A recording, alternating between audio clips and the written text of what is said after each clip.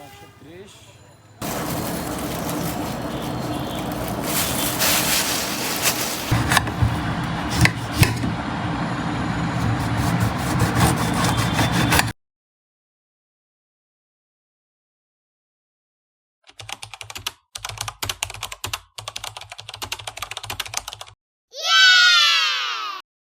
Good morning, কেমন আছেন সবাই?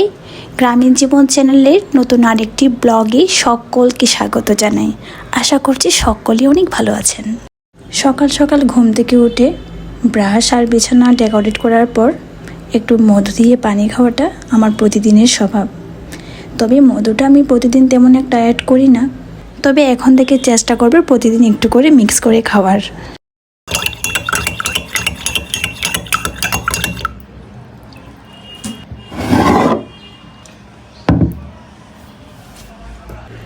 উপস, যাক বাবা, সকালের কাজ অনেকটা এগিয়ে গেল। এখন একটু ভাবলাম হেয়ার কেয়ার করব। এই টনিকটা আসলে এনেছি আমি বিদেশ থেকে। যখন আমি বিদেশে ছিলাম তখন আমি 3 মাসের জন্য এই টনিকটি এনেছিলাম। এটা একদম লাস্ট পড়ব, জানি না এটা শেষ হওয়ার পর কি ইউজ করি। তবে প্রচুর পরিমাণ হেয়ার ফল হচ্ছে, চুল একদম নষ্ট হয়ে যাচ্ছে। যাদের আমার মতন স্ট্রেট করা চুল আছে তারা আসলে এই কষ্টটা বুঝবেন। টনিকটা হাতে দিয়ে 5 মিনিট মাসাজ করার পর আমি হাতটা একটু ধুয়ে নিলাম।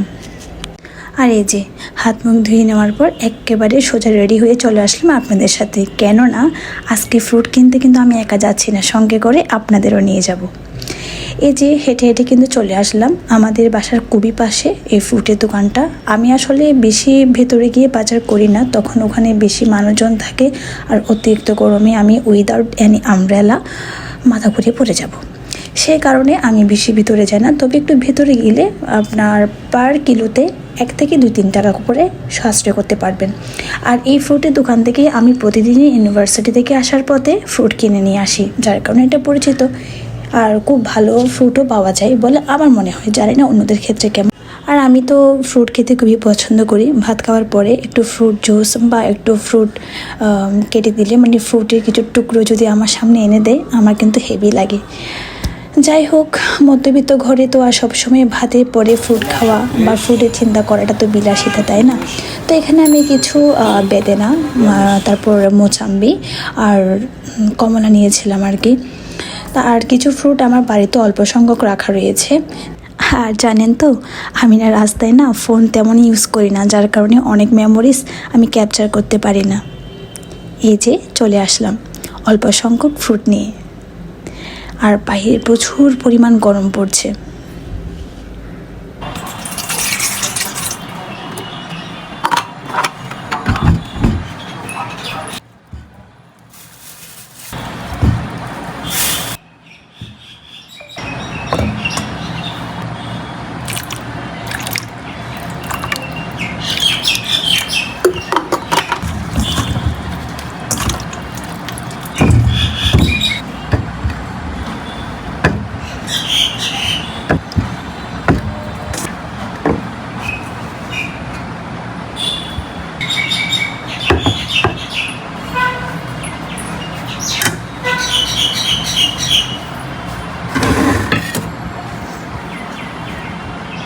আর জানেন তো, আমরা যারা মেয়েরা রয়েছে বাড়িতে, as a housewife, as a student, as এ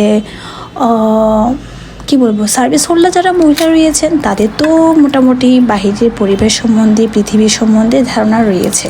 আর যারা আমরা বাড়িতে নেহাত পড়ালেখা আর রান্নাবান্নার কাজে ব্যস্ত থাকি, তাদেরও অন্তত উচিত সপ্তাহে অথবা মাসে বা কোনো একটা সময় এই যে বাজারঘাট বা নিজের কোনো প্রয়োজনীয় জিনিসগুলো নিজের হাতে কিনে আনা।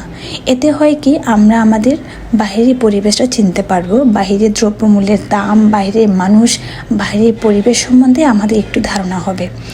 এতে হয় কি, আমরা যারা মেয়েরা রয়েছি, মেয়েরা তো আসলে একটু বেশি ইমোশনাল, বাইরের পরিবেশ সম্বন্ধে অজ্ঞাত, কোনো ধারণাই নেই, যে কাউকে আমরা বিশ্বাস করে ফেলি, সেটা কাছের মানুষ হোক, পাশের মানুষ হোক, যেই হোক না কেন বিশ্বাস করে ফেলি।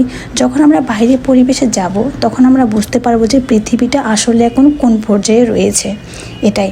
আর যখন বাজারঘাটে যাই, তখন তো মনে হয় মানুষের দামটাই কমে গেছে।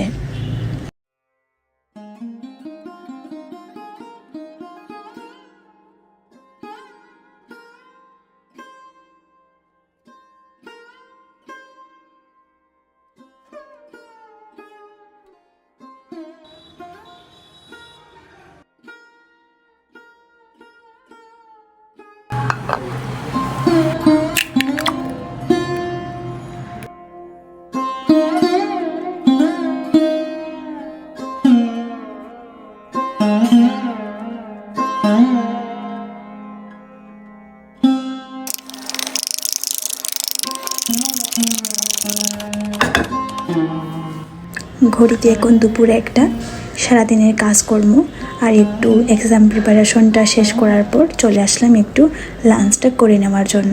আমার না আসলে সময় মতো না খেলে একদমই ভালো লাগে না, তো এখানে একদম বাঙালি খাবারটাই নিয়েছি।